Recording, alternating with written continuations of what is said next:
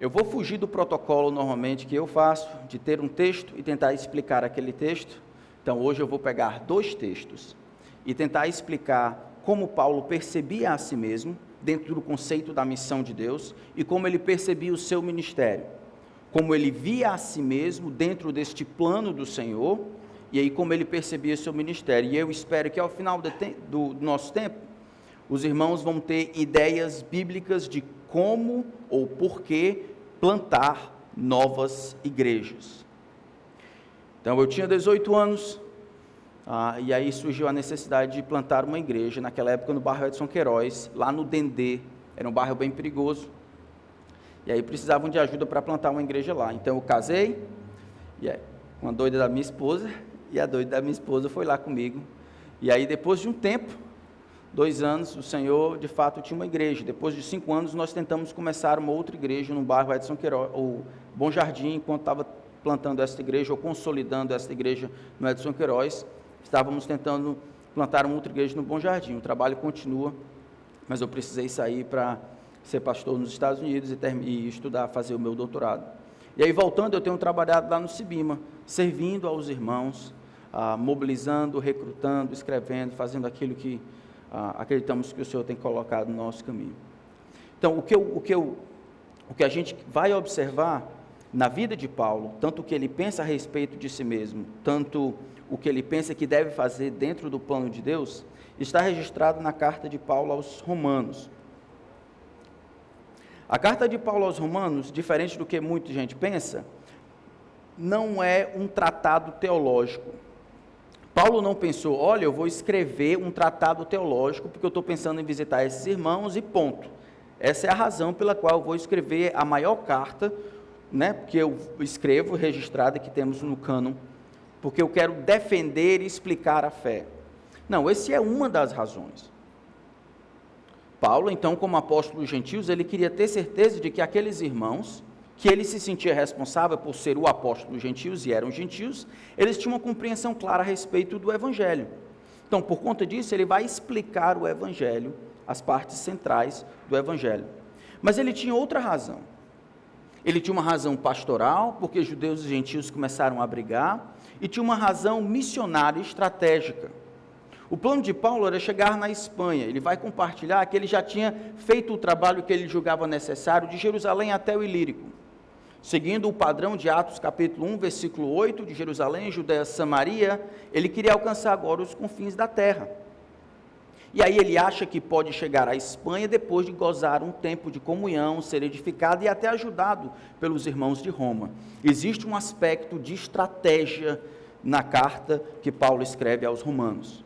Então a gente vai pegar o primeiro capítulo e vamos pegar o penúltimo capítulo. Os dois são textos biográficos, onde Paulo revela a sua consciência, a consciência que ele tinha de si mesmo e a consciência que ele tinha a respeito do seu ministério.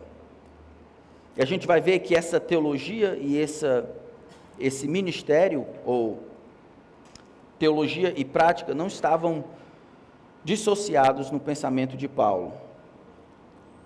Então, Romanos capítulo 1, vamos fazer a leitura do versículo 1 até o versículo 6, rapidamente. E aí nós vamos tirar algumas implicações.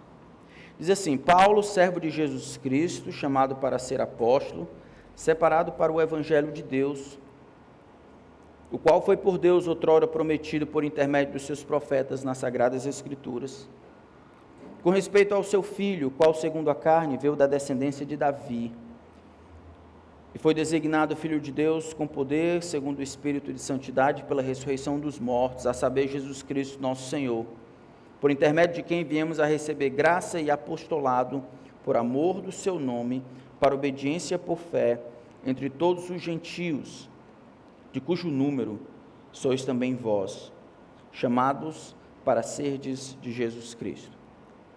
Então, Paulo, ele vai falar a respeito de si mesmo. A primeira palavra que ele usa para identificar a si mesmo é servo de Jesus Cristo, um escravo, um homem que havia rendido a sua vontade a outra pessoa. Essa rendição de vontade foi voluntária. Ele, Paulo, se coloca na posição de escravo de Cristo, alguém que está vivendo para satisfazer as vontades de outro. Alguém que não faz mais de obrigação quando arranca do Senhor, do seu mestre, um sorriso. Ele vive para o Senhor.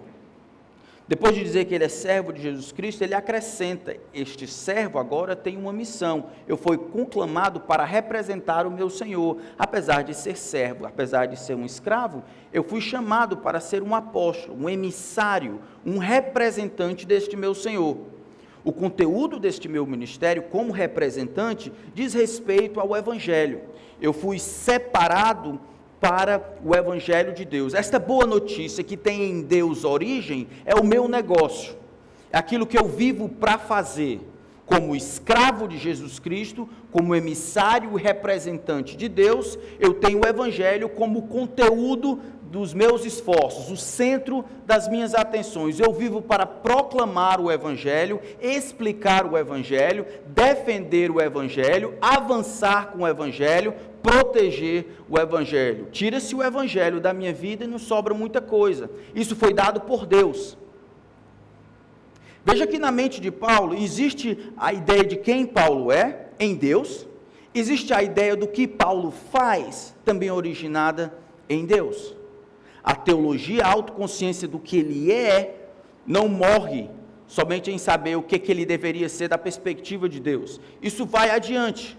Isso ajuda a compreender o que ele faz com aquilo que ele é, essa posição em Cristo.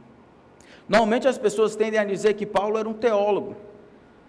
E a gente precisa concordar que Paulo era um teólogo, talvez o maior teólogo da igreja primitiva, mas precisa ficar claro, nunca Paulo chama-se a si mesmo, ou se auto-intitula teólogo, ou um pensador, o homem a desenvolver novas ideias. Quando ele confessa a sua perspectiva a respeito de si mesmo, é sempre escravo, e aí sempre um missionário.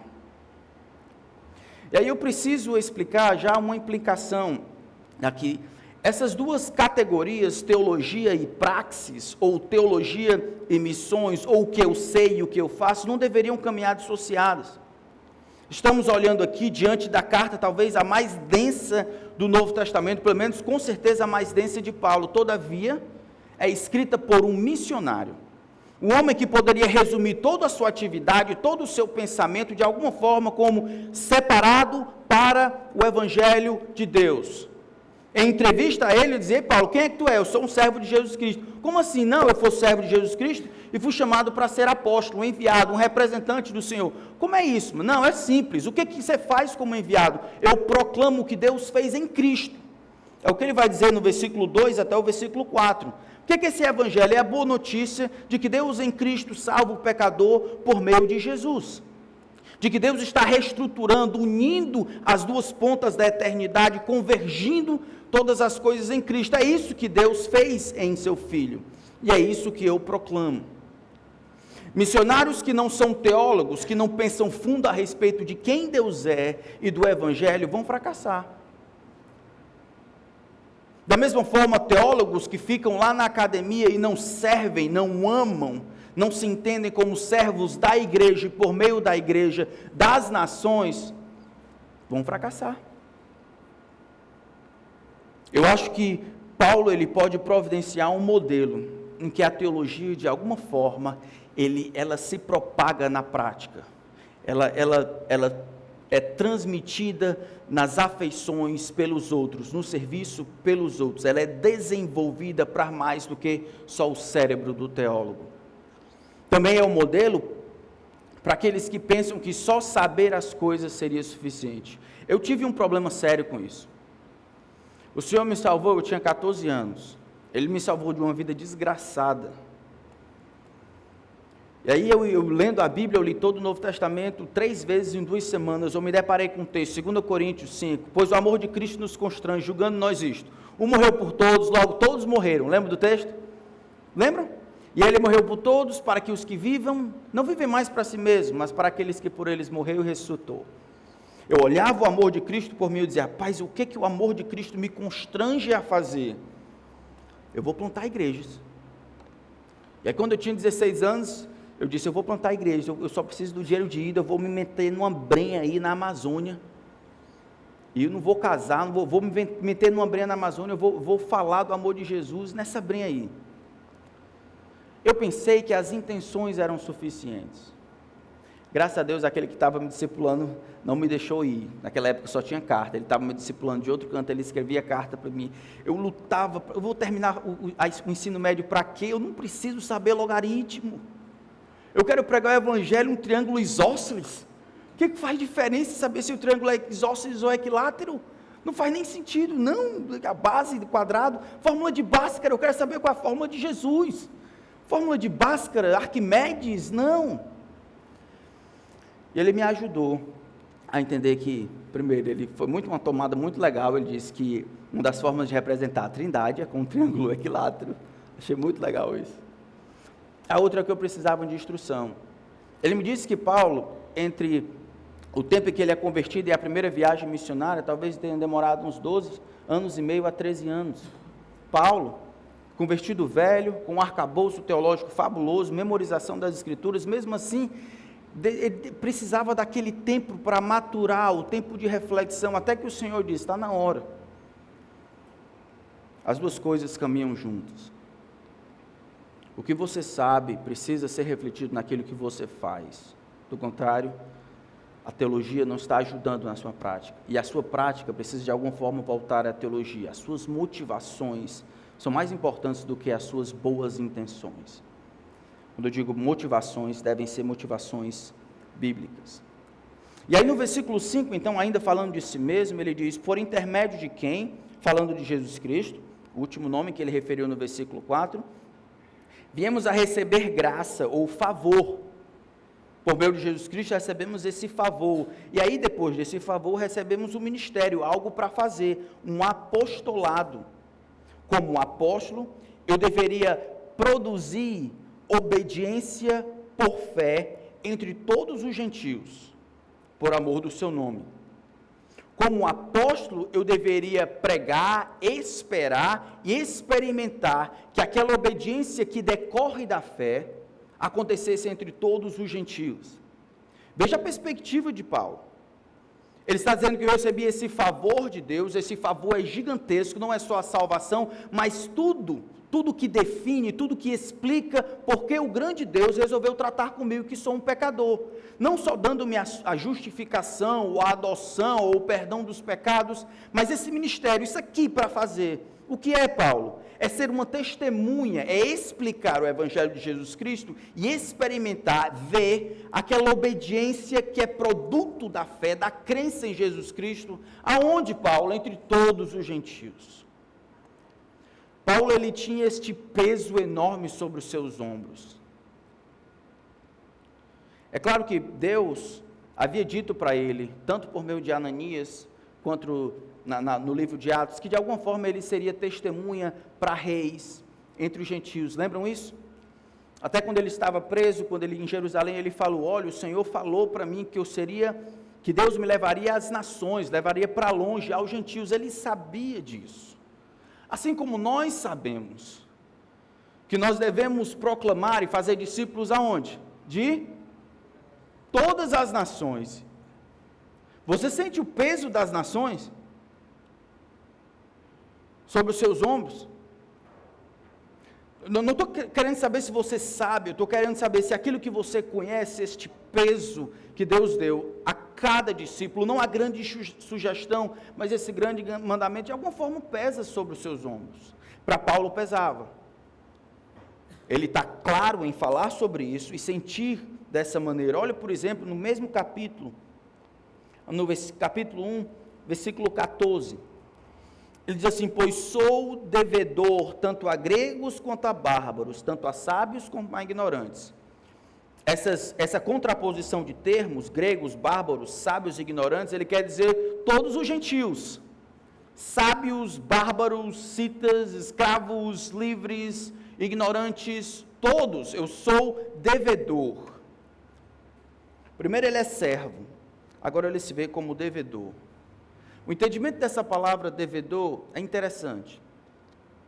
Paulo ele não se vê devedor porque ele tinha alguma coisa que os bárbaros ou os gentios tinham dado para ele estava devendo.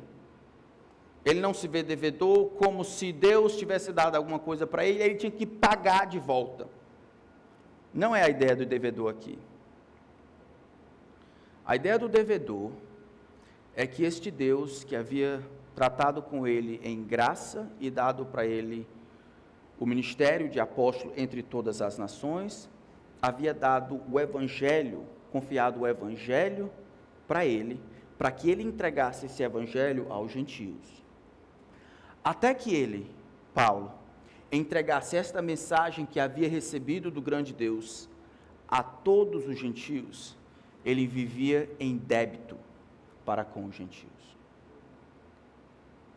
E a sua vida, então, vai demonstrar essa tentativa de pagar não Deus, mas de entregar o que Deus havia dado aos gentios por seu intermédio.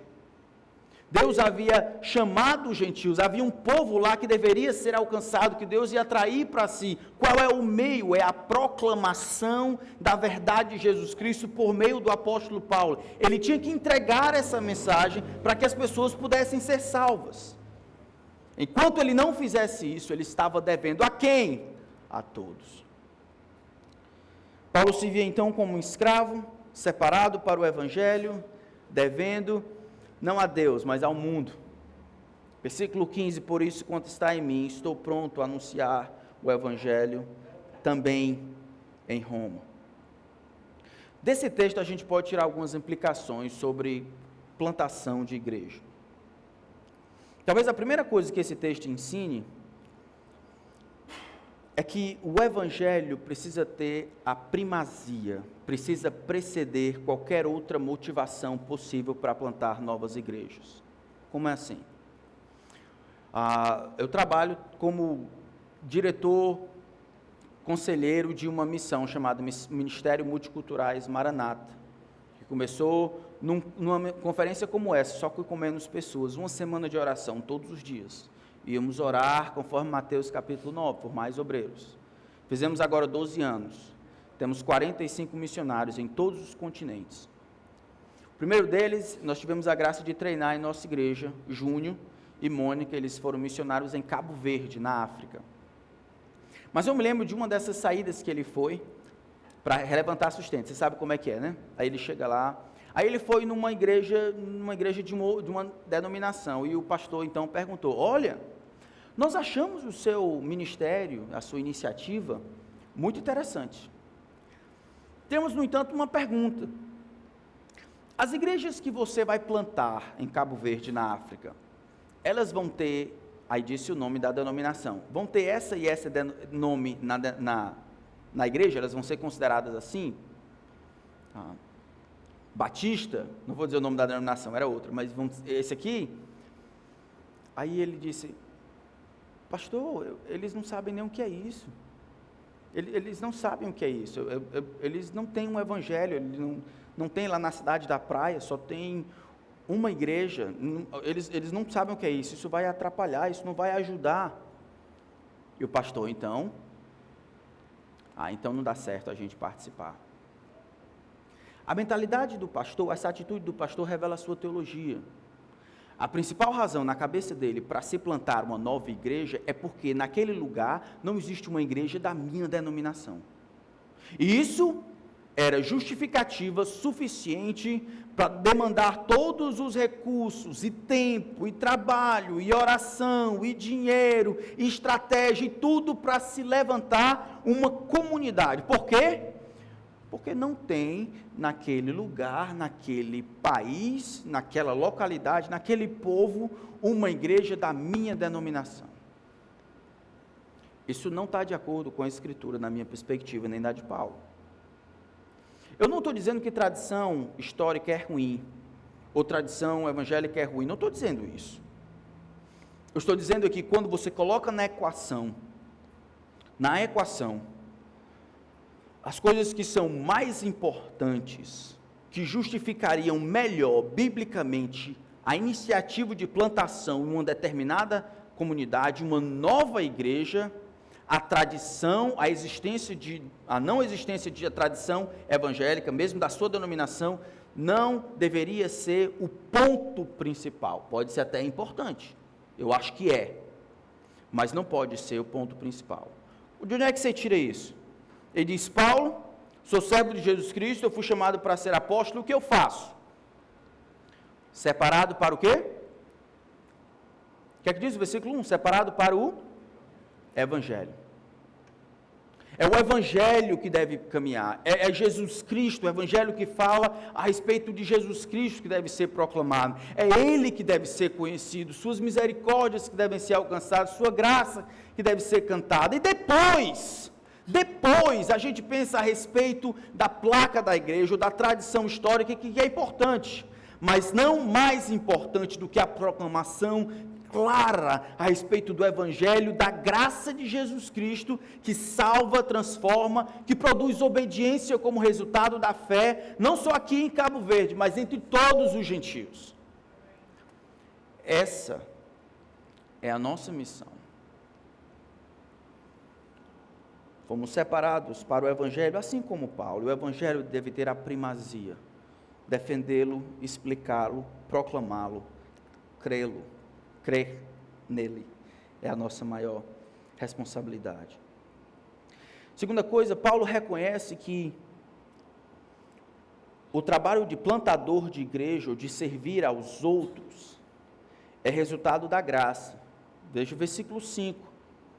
Ele diz, eu recebi graça, eu recebi este favor, e aí depois, por causa desta graça, eu recebi o ministério, algo para fazer, para trabalhar entre os gentios. O que estou dizendo é que nenhum daqueles que plantam a igreja, plantam como fruto das suas boas estratégias, boa teologia, esforço, mesmo as suas orações. Igrejas são plantadas porque o grande Deus, que tem um povo lá fora, de alguma forma, quando o pregador, ele proclama o Evangelho, é o som do bom pastor que sai pela boca deste pregador, e as ovelhas, aquelas ovelhas que estão lá fora, perdidas, que pertencem ao Senhor, elas vão ouvir a voz do pastor, e elas vão atender ao chamado. É Deus que converte os pecadores. Lembra quando ele planta a igreja em Tessalônica? Ele diz, eu cheguei até vocês fugindo de lá, o pessoal estava tentando me matar, eu cheguei ali e eu proclamei o Evangelho. E a palavra não chegou até vós com palavra de sabedoria, não, a palavra chegou até vós com poder. Houve a proclamação verbal, mas ela veio com poder e grande convicção. Essa grande convicção, a melhor interpretação não é a convicção sobre os ouvintes, é a convicção do pregador. Porque ele diz no versículo 6, assim como sabeis ter sido o nosso procedimento por amor de vós. A convicção que eu tinha no poder do Evangelho para salvar os pecadores foi comprovada na maneira como eu procedi entre vocês. O que eu preguei, o Evangelho, sobre o que conversamos, o Evangelho. Sua confiança estava em quê? No Evangelho. Não em Paulo, não na estratégia, não na denominação, não na inteligência, não no arcabouço teológico, em Cristo e o seu Evangelho. Os pregadores, pastores, nós, plantadores de igreja que estamos aqui, possamos aprender de primeira mão, tudo que temos, salvação e tudo mais, é por causa da graça de Deus. Ainda é um mistério para mim como o Senhor nos sustentou. Olhando para trás, agora 15 anos como pastor, eu olho e vejo, tinha que ser Jesus. Tinha que ser Jesus. Eu que estava pregando. Se fosse minha esposa pregando, eu até entendia. Mas era eu pregando, eu tentando amar as pessoas. E aí Deus, de alguma forma, precisa ser a graça de Jesus. No meio do versículo 5, ele diz, por amor do seu nome. Esse por amor do seu nome deveria estar no final. Por intermédio de quem viemos a receber graça, e aí então apostolado, para produzir obediência que decorre da fé entre todos os gentios, e o objetivo precisa ser por amor do seu nome. Não para que você bata no peito e diga, ó, sabe quantas igrejas eu plantei? Você não plantou nenhuma. Você abriu sua boca, foi Jesus que salvou, Jesus que santificou, Jesus que deu fé, Jesus que usou graça. Você só estava lá. Trabalho de plantador é trabalho, você morre de trabalhar. Não é não? Tem um outro plantador aqui de igreja? Você morre de trabalhar. Mas no final das contas, é Deus que produz tudo, amém?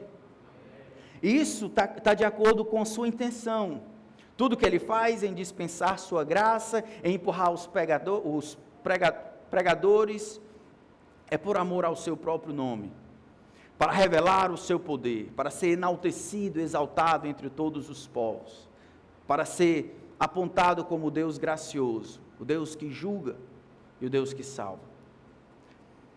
Não para a denominação, não para o pregador. Então é assim que Paulo via a si mesmo, um servo separado para o Evangelho, tendo a responsabilidade de representar o Senhor, um devedor que deveria entregar aos outros o que havia recebido de Deus para dar aos outros. Isso não era denominação, era um Evangelho. Isso era ensinar a graça de Deus, e era por amor ao nome de Deus, para o seu engrandecimento e a sua reputação. E aí nós vamos para o capítulo 15. Os dois, como eu falei, eles se unem por serem textos autobiográficos. E aí ele vai expandir um pouco mais sobre o que falou a respeito dos gentios, de todos os gentios, como um devedor a todos os gentios. Então, no final da carta, lá no capítulo 15, Paulo retorna a essa ideia de obediência por fé entre todos os gentios. No capítulo 15, ele vai concluir, no começo do capítulo 15, ele vai concluir a sua argumentação sobre como a igreja composta por judeus e gentios deveriam caminhar. Lembra que os judeus é de onde o evangelho nasce? Com o passar do tempo, a tendência é menos judeus, mais gentios. Então, a igreja em Roma era composta, talvez, primariamente por gentios, antigos pagãos, né? E os judeus, em grande maioria, estavam diminuindo. Agora, então, os líderes da igreja talvez fossem gentios, enquanto os judeus, eles estavam perdendo aquela primazia. Como é que lida isso? Os patriarcas não são judeus, as promessas não são para os judeus, eles não deveriam, então, por causa disso, terem sempre a primazia? Paulo vai dizer, não. E ele vai explicar no capítulo 15, versículo 8, até o versículo 13, que diz, não. Existe uma missão de Deus, existe uma intenção divina que pode ser encontrada nos escritos, nos salmos e nos profetas. Todas as partes das escrituras, em Deuteronômio 32, 43, versículo 10, em Salmo 18, 49, versículo 9, Salmo 117, versículo 1, no versículo 11, e Isaías 11, 10, versículo 12, nos profetas, em Deuteronômio, nos Salmos, ou seja, em cada parte da Escritura, é possível perceber a intenção divina de abarcar o universo, de salvar o mundo inteiro, de trazer pessoas de outras raças, tribos e nações, e por meio de Jerusalém, e de Israel, ser adorado como o único Deus que salva. Paulo, ele olha e lê a sua Bíblia e percebe uma missão. O que Deus está fazendo no mundo, Paulo? Como é que isso explica como você deve lidar com os problemas interpessoais na igreja? Ele diz, é simples, só olhar para trás. Deus já havia dito em Deuteronômio, alegrai-vos, ó gentios, com o seu povo. Deus tinha intenção, desde já, ele usa Israel, mas Israel nunca foi o fim, ele era o meio para alcançar as outras nações. Era quando Deus era glorificado, por isso eu te glorificarei entre os gentios. Era então, em glorificar a Deus, que as nações seriam alegres. Alegrai-vos, ó gentios, com o seu povo. Então eles louvariam ao Senhor todos os gentios. E fariam isso, versículo 12, por causa de Jesus Cristo, a raiz de Jessé. Nele, os gentios iriam confiar. Não existe mais distinção entre essas pessoas. Paulo defende o ministério entre os gentios, dizendo, isso era intenção divina desde sempre. Deus nunca foi um Deus bairrista. Deus nunca tratou as pessoas com parcialidade. O plano de Deus de ser adorado pelo que Ele é, começa quando Deus resolve criar. No princípio, criou Deus o quê? Céus e a terra. E Ele cria então a demanda desta missão. Tudo que é criação e não é criador, deve de alguma forma exultar e adorar ao único Deus criador. Por meio de Israel, Deus iria abarcar os gentios. Mas então, no capítulo 15, aí um pouco mais adiante, versículo 14 a 17, ele vai explicar o seu ministério, expandindo um pouco mais o que ele havia feito no versículo no versículo 5 do capítulo 1. Ele vai falar desta mesma graça, veja no versículo 15, no final, por causa da graça que me foi outorgada por Deus, que é uma coisa que aparece lá no capítulo 1, verso 5, para que eu seja ministro de Jesus Cristo, o apostolado que apareceu lá no sagrado evangelho de anunciar, o sagrado encargo de anunciar o evangelho de Deus, separado para o evangelho, entre os gentios, versículo 17 e 18. Todos esses elementos reaparecem aqui. Uma graça ou um Deus gracioso, que por causa da graça determina um ministério, e aí determina o coração desse ministério, o evangelho, e determina a esfera de ação, todos os gentios. Este Deus, então, vai utilizar Paulo para trazer os gentios à obediência, no final do versículo 18, por meu intermédio, para conduzir os gentios à obediência, por palavra e por obras, por força de sinais e prodígios, pelo poder do Espírito Santo, de maneira que desde Jerusalém, circunvizinhanças, até o Ilírico, desde Jerusalém até o Ilírico, ali o nordeste da Macedônia, eu tenho anunciado e divulgado o Evangelho de Jesus Cristo. Essa expressão, ela tem algumas notas interessantes. A preposição aqui, a preposição que é utilizada, ela pode tanto dizer, olha, eu não tenho trabalhado em Jerusalém, Jerusalém é o limite, assim como o Ilírico, a Macedônia lá em Tessalônica é o limite, isso é, passando do limite em Jerusalém, passando do limite o Ilírico, a Macedônia aqui, eu não tenho chegado em outros cantos. Mas a gente sabe que ele tentou pregar, na verdade ele pregou em Jerusalém e ensinou por um tempo. Então ele teve o ministério lá, mesmo que não fosse tão preeminente.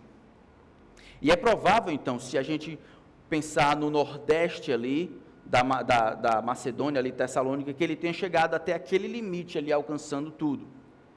O fato é que ele consegue olhar o seu ministério e ver, olha, eu tenho seguido um protocolo, um parâmetro, eu tenho trabalhado, seguido o padrão da história da salvação, no sentido de que Deus inicia-se em Jerusalém, Judeia, Samaria, ele precisa ser conhecido nos confins da terra. Eu tenho seguido esta metodologia, eu tenho feito isso.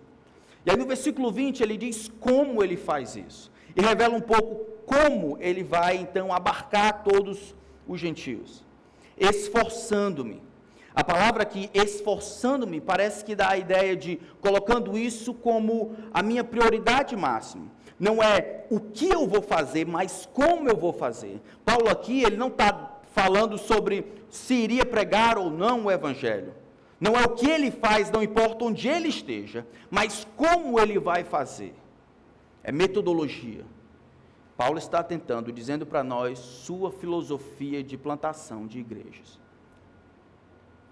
Esforçando-me, tendo isso como minha prioridade, fazendo isso, me esforçando para que isso aconteça sempre, tendo isso como a minha maior ambição. Algumas pessoas vão traduzir, fazendo disso a minha ambição, tendo essa prioridade diante de mim.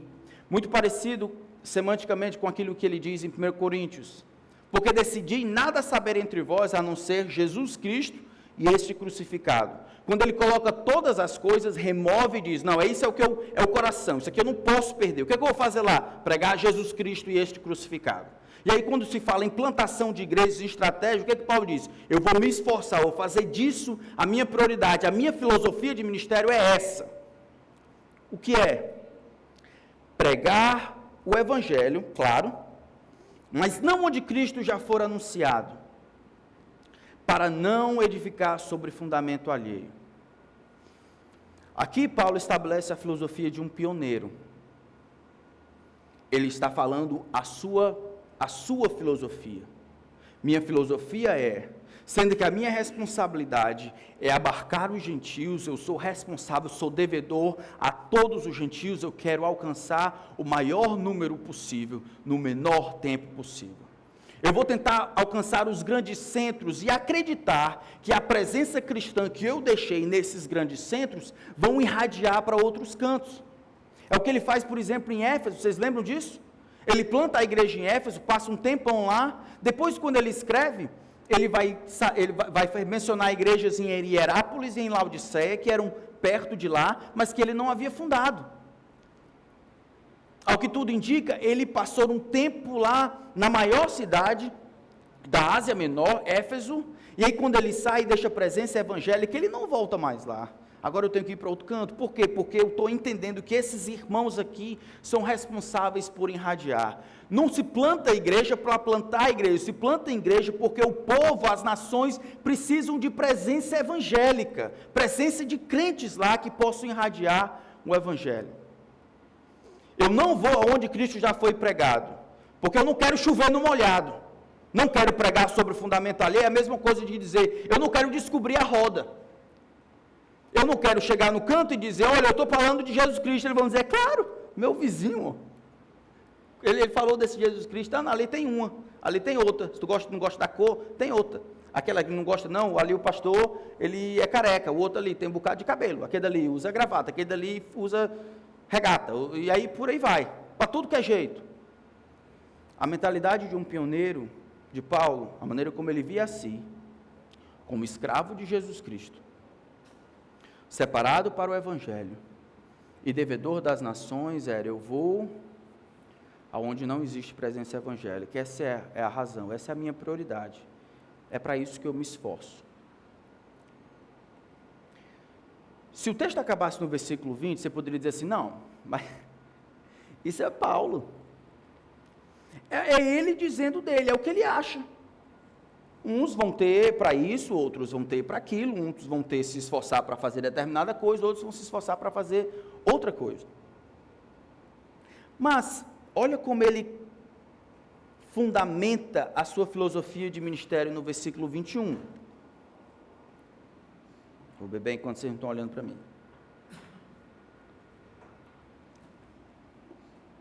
Eu sou mais bonito do que esse povo, não sei porque vocês estão olhando para ele não. Veja como ele fundamenta o versículo 20. Por que ele estava se esforçando para pregar o evangelho onde Cristo não fora mencionado? Antes, como está escrito, hão de vê-lo aqueles que não tiveram notícia dele, e compreendê-lo os que nada tinham ouvido a seu respeito. Esse aqui é a citação de Isaías 52, a Septuaginta, Isaías 52, versículo 15. Isaías 52 é o quarto cântico do servo do Senhor.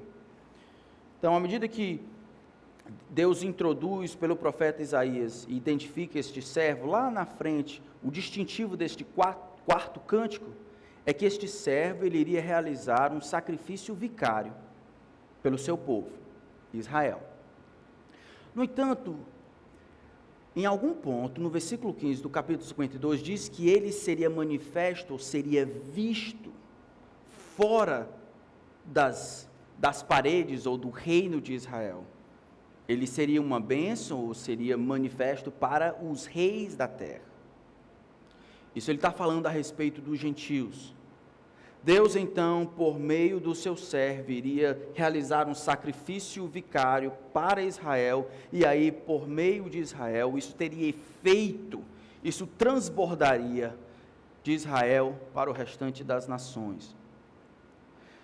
Paulo ele está fundamentando a sua filosofia de plantação de novas igrejas, de tentar alcançar lugares onde as pessoas não tinham presença evangélica. Ele está tentando fundamentar isso lendo a Bíblia. Agora, eu não acredito que Paulo ele se vê como cumprimento desta profecia. É claro que ele não está dizendo, está vendo o servo sofredor? Eu sou aquele servo sofredor. Não, ele vai fazer isso duas vezes. Paulo ele se considera também luz para os gentios, mas isso também era Isaías 49, que era uma citação do que o Messias iria fazer. De alguma forma o Messias seria luz para os gentios, por meio de Israel, o restabelecimento de Israel, Deus iria alcançar os gentios de toda a terra, sempre foi essa a intenção de Deus.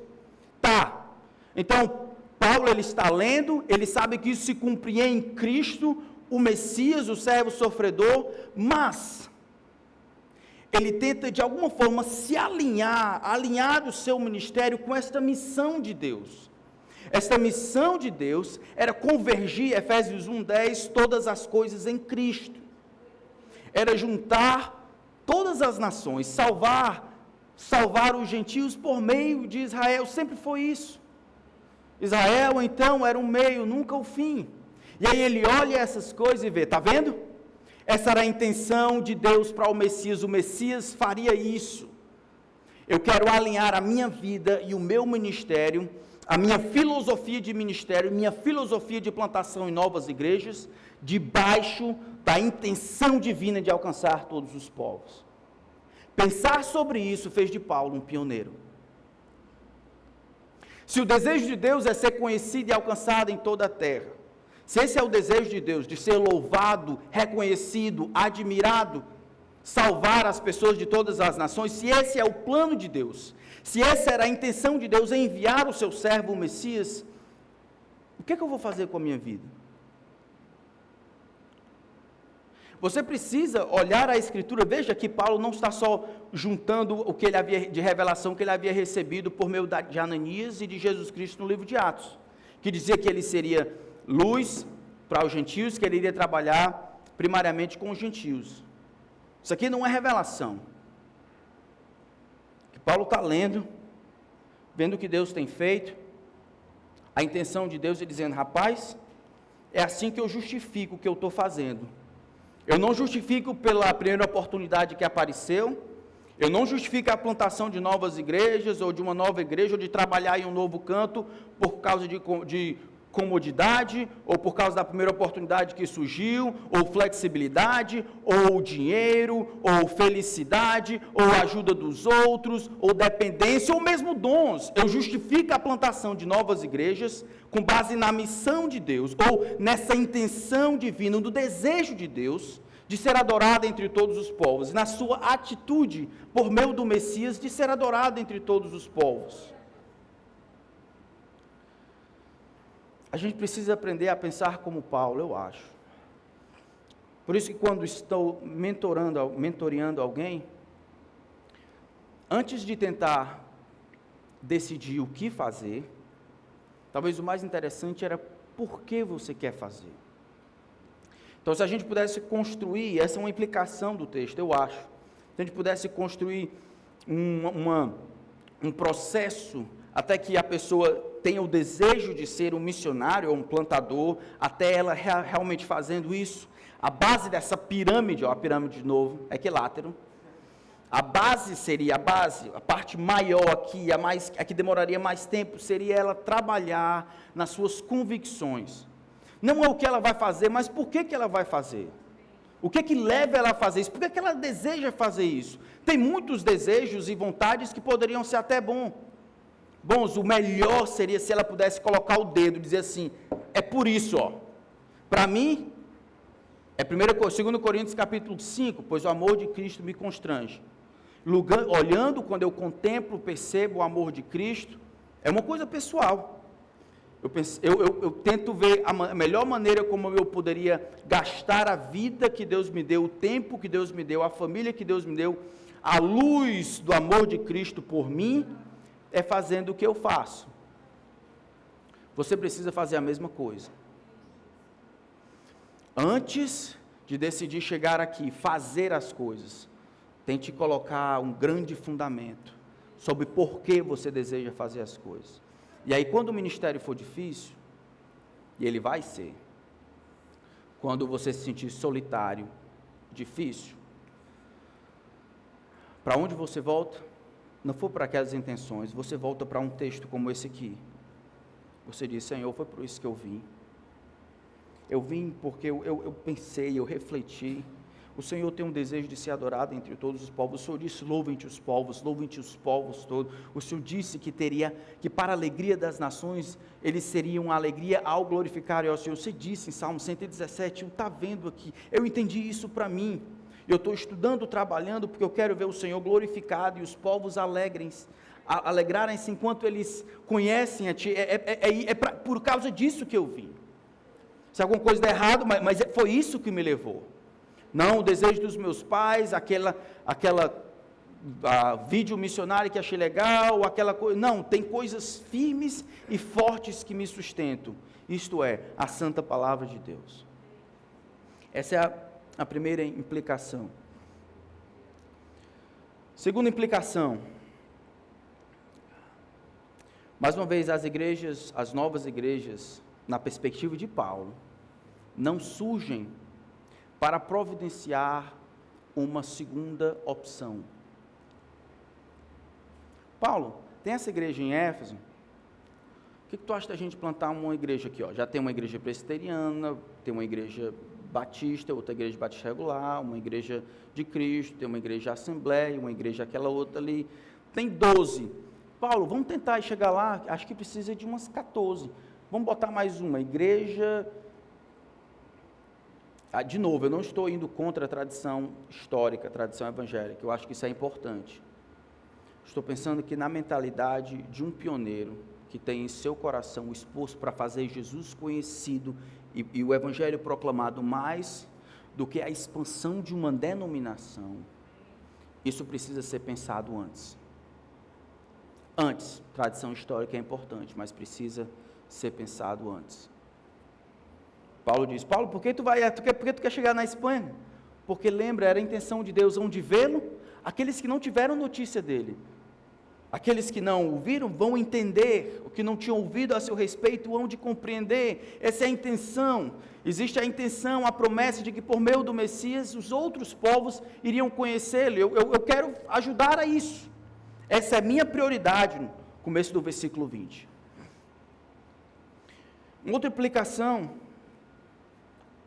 onde estão os nossos pioneiros? Onde é que eles estão? Onde estão aqueles homens que vão olhar a intenção de Deus, a missão de Deus, o desejo de ser adorado entre todos os povos, vão dizer, está vendo? Ali, ó, no sul da Arábia Saudita, ali no norte da Eritreia, está vendo? Bem no Afeganistão, precisa-se de presença evangélica. Não tem ninguém lá, eu vou. Aqueles que são dirigidos pela vontade de Deus de ser adorado entre todos os povos, mais do que os problemas da língua, mais do que a facilidade financeira, mais do que as amizades que tem na cidade, mais do que conformismo, mais do que pechada, mais do que desejos outros, mas são guiados, dirigidos pelo desejo de Deus. Todo mundo aqui, vocês e eu, precisamos de alguma forma dar resposta a isso.